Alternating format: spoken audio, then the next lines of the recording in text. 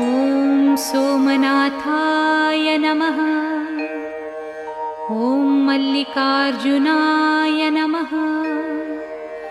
ॐ महाकालेश्वराय नमः। ॐ ओंकारेश्वराय नमः।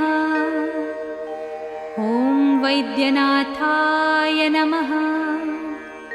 ॐ भीमशंकराय नमः। ॐ रामेश्वराय नमः। ॐ नागेश्वराय नमः। ॐ विश्वेश्वराय नमः। ॐ त्र्यंबकेश्वराय नमः। ॐ केदारेश्वराय नमः। ॐ भुस्मेश्वराय नमः।